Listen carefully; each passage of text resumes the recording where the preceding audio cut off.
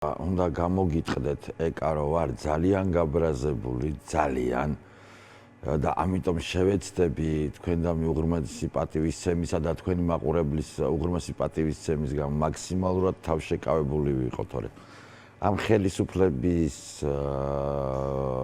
თვის ყველაფერი ნათქვამი მაქვს და აი რაც ყველაზე ცუდია ყველაფერი ჩათვალთრო იგულისხმება რომ ვეუბნები ზუსტად იმიტომ რომ ჩვენ უკვე გვიბედავენ ჩვენი დედების დაკავებას ჩვენ უკვე გვიბედავენ ადამიანების დაკავებას რომლებიც გადაიტანეს რუსული ოკუპაცია ეს არ არის შემთხვევითი ხო, აი რა არის ეს? ეს არის პირდაპირ პროვოცირება, რომ ჩვენ მოვიქცეთ ისე როგორც უნდა მოვიქცეთ, მაგრამ ისევ იმის გამო რომ ვფრთხილდებით ჩვენ ქვეყანას ჯერჯერობით არ ვიქცევით.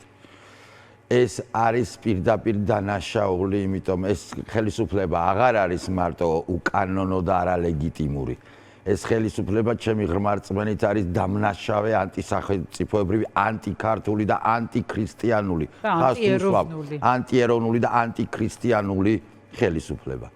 როდესაც შენ აკავებ მთელ ოჯახს, მერე ნახეთ როგორი დემაგოგიაა გავრცელებული ამათ ქოც პროპაგანდაში, რომ როდესაც საუბარია რომ დაიჭირეს მაგალითად ბატონი გურამ წიბახაშვილი ცნობილი ფოტოგრაფის ოჯახი, ან როდესაც ჩამოთვლილე რომ დაიჭირეს მწერლები, ჟურნალისტები, ფოტოგრაფები, მხატვრები, დევნილები, სამხედროები, ამას ისე აწვდიან მოსახლეობას თითქოს ვინმე ამას აყვედრიდეს. ჯერთი უკაცრავად ჩემი სახელო ლიტერატურა და მწერლობა ისეთი უცნაური რამეა, რომ შენ ხარ თუ არა ნამდვილი მწერალი.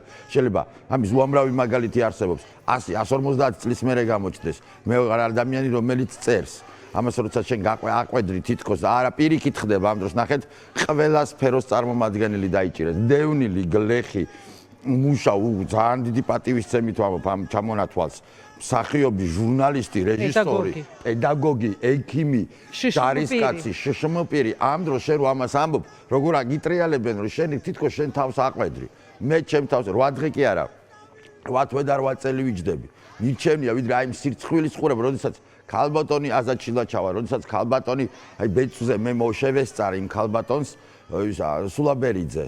ისეთი აკანკალებული იყო, რომ ვერ წარმოვიდგინე, რომ ეს რეალობასთან მქონდა. უკვე ეს მოხდა მათი დაკავება, ის ქალბატონი გაათავისუფლეს. აღარც გჯერა ამ რეალობის, რაღაცა დამახინჯებული ავადმყოფური რეალობა გაჩნდა, როდესაც მთელ ოჯახებს იჭერენ, ძმებს, დებს, ცოლისდებს, დეიდებს, რაღაცა 27 წელსგან რისგან გავსწავდება. დახრეტა არ არის უბრალოდ, თორე ნულით როგორც შემოიღეს კანონი.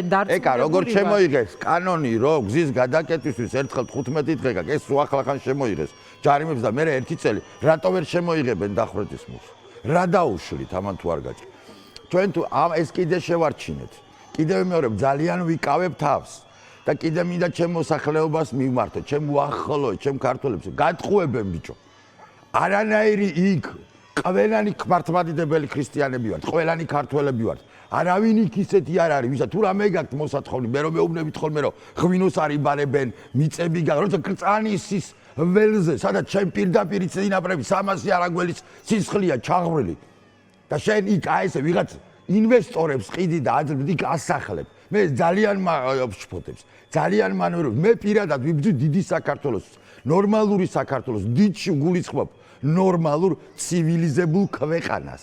და ამაში აი ეს ბიჭები, აი პატრული ახლა ვის დარბიან, ისეთ შეურაცხყოფას აყენებენ, რომ მე ვერაფერს ვერ ვიტყუანეს, როდესაც 71-65 წლის ჯერ უკაცრავად ქალების ასაკზე ლაპარაკი არ შეიძლება, მაგრამ ამ შემთხვევაში სხვა რამეს უსვავ ხაზს.